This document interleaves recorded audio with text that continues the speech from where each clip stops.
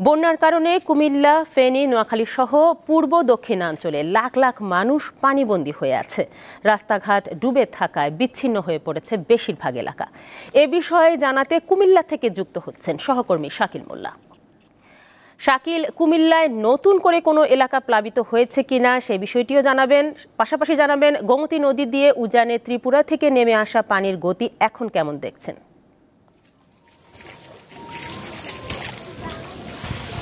জি, আজকে কিন্তু আমরা দেখেছি যে বুড়িচং এবং ব্রাহ্মণপাড়ার আরো কিছু নতুন এলাকা প্লাবিত হয়েছে।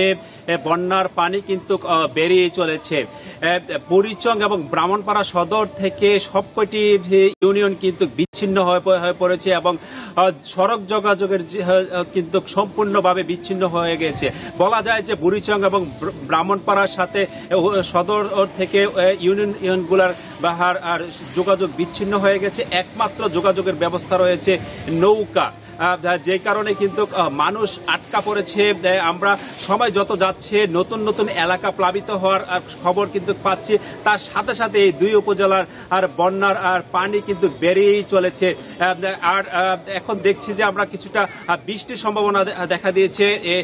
বৃষ্টির সম্ভাবনা থাকার কারণে কিন্তু দুর্ভোগ আরো বেড়ে গিয়েছে। অন্যদিকে কুমিল্লার গোমতীর যে ভারত থেকে নেমে আসা পানি সেটি কিন্তু কমতে শুরু করেছে, তবে এখনো কিন্তু বিপদসীমার 92 সেন্টিমিটার উপর দিয়ে প্রবাহিত হচ্ছে। পাশাপাশি আমি যদি আপনাকে ফেনীর বন্যা পরিস্থিতির কথা বলি, যে ফেনী সদর থেকে সব কয়টি উপজেলা কিন্তু বিচ্ছিন্ন হয়ে ফেনী কিন্তু একটি বিচ্ছিন্ন দ্বীপে পরিণত হয়েছে। আমরা জানতে পেরেছি যে মোবাইল সংযোগ এবং বিদ্যুৎ না থাকার কারণে কিন্তু যোগাযোগ করা যাচ্ছে না। পাশাপাশি কিছু গুজব কিন্তু ছড়ানো হচ্ছে, যেহেতু মোবাইল নেটওয়ার্ক বন্ধ রয়েছে। বিশেষ করে প্রবাসী যারা আছে তাদের পরিবার কিন্তু আতঙ্কগ্রস্ত রয়েছে। তাদের পরিবারের কি অবস্থা সেই যোগাযোগ কিন্তু না করতে পারে প্রবাসীরাও দুশ্চিন্তা পড়েছে। পাশাপাশি যারা আটকা পড়েছে তারাও কিন্তু দুশ্চিন্তার মধ্যে রয়েছে। ফেনী জেলা প্রশাসনের পক্ষ থেকে কিন্তু বলা হয়েছে যে যারা আটকা পড়েছে তাদের সাথে যোগাযোগের চেষ্টা করা হচ্ছে।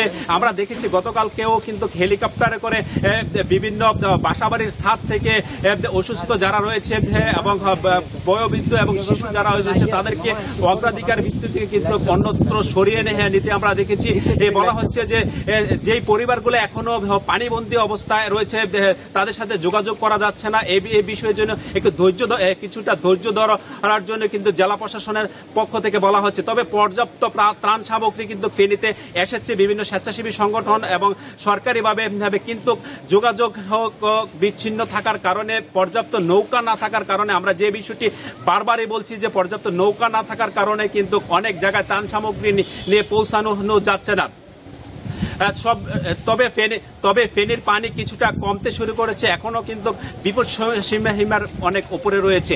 এই ছিল আমার কাছে কুমিল্লা এবং ফেনী অঞ্চলের বন্যার সর্বশেষ আপডেট। কুমিল্লা থেকে বন্যা পরিস্থিতির খবর জানাচ্ছিলেন শাকিল মোল্লা।